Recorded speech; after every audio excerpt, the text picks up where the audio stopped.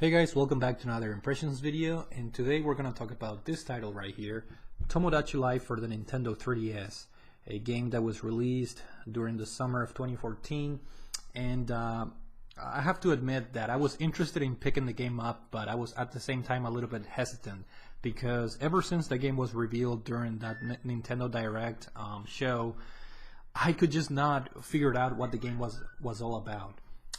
And likewise, after watching YouTube videos and after even reading impressions on people that already played this, the Japanese version, I was still confused as to what this game is. So I'm gonna try to be as brief as I can to dissect this game and somewhat explain what it's about, because I'm still sort of confused even after putting a lot of hours into this game.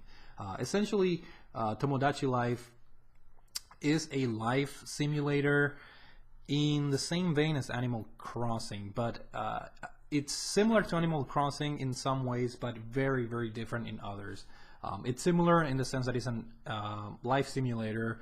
You have to take care of the people living in the island you create at the beginning of the game, but at the same time it's not the same thing, because in Animal Crossing you create your character and you have full control over your character. You have to take him to shopping, or you have to take him to go fishing and things like that. You actually have control of your character with the analog stick, whereas in Tomodachi Life you have control over several of the actions that you can do upon the characters that move into your island. So essentially the gist of the game is that you create an island, you give a name to the island, and then this island has an apartment building where your me moves there. And after that, you're able to create other Miis, or you can import other Miis that are already created, and via the QR code or the camera in the Nintendo 3DS, you can import other Miis that you see on the web, or you can create friends, family. You can create your teacher, co-workers, and things like that. But I think the fun of Tomodachi Life is getting Miis from celebrities, and just that's what I personally did. Just to name a few, samples. I used the two me characters that Nintendo consider official because they use them as a advertisement, I guess. They use Christina Aguilera and Shaquille O'Neal for the promotion of this game, so they have their own official, Miis on the Nintendo website. So I downloaded them into my apartment complex, and then I put other characters such as Hulk Hogan, Bubbles from Trailer Park Boys, the dude from the Big Lebowski, Samus Aran from the Metroid series, Satoru Iwata from Nintendo, Reggie Fils-Aimé from Nintendo. So a very odd but just funny cast of characters that I wanted to see the interactions between them, and it was really fun. So essentially what happens is that you don't have full control over any of these characters, but these characters have demands, such as they're hungry, or they want new clothing, or they want to go out and do something. So you have to basically satisfy those demands. So in that way, it's kind of similar to those Tamagotchi pets that they were the craze back in, I think, the late 90s or mid 90s, where the Tamagotchis were hungry and you had to feed them and things like that. So Tomodachi Life is similar, and the benefits of doing or of keeping your me happy, or the Miis that inhabit this island happy, is that they level up, and when they level up, you can give them gifts such as new furniture.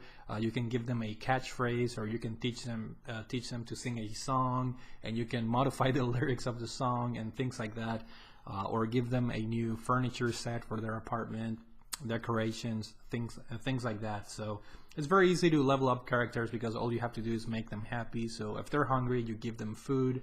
Certain Miis, they develop their own personality, so they have their favorite foods, so you get more points by giving them your favorite foods and things like that. And then they develop relationships with each other, whether it's a friendship or a love interest. And if you keep playing the game, the progression, you can eventually get married and have kids and things like that. But my recommendation is to start off pretty easy. I think there is a total of maybe 20 apartments available, but it's always a good idea to start slow, because the more people you have, the more demands you're gonna have, and it's sometimes it's pretty hard to keep track of everybody doing things. As you play the game and as you raise the level of happiness of the islanders, you unlock more buildings, such as a photo booth where you can take pictures of couples or group pictures.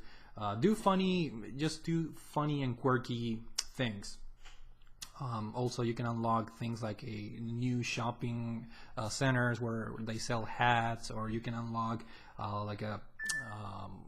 amusement parks and things like that. So there's a lot of buildings in the island. So the progression of the game is that you have new stuff to unlock as you progress through the game. So it doesn't get really old and boring right at the get-go, because basically nothing is unlocked. So you have to keep unlocking stuff.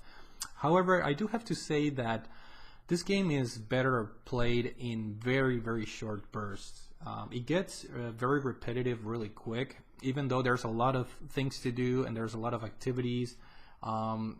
This game is perfect for playing 5 to 10 minutes. Just, feed the Miis that are hungry and just kind of watch the interactions between them and their, their relationships with one another, and then from that point you just move on, do whatever you want, and then save the game. So it's a perfect time waster, if you will. It's almost like a perfect smartphone game, if you will, because it really encourages the player to just quickly each day check what's going on and then move on. I think the main driving force for this game is the humor and its quirkiness. Even though I put a lot of hours, I still get new events and new weird things happening on the island. Sometimes when you visit an apartment and the Mii is sleeping, for example, you can go into his dream and see what he's dreaming, and you're gonna get the most weird and just quirky scenes out there. It's really weird. It's a very strange game.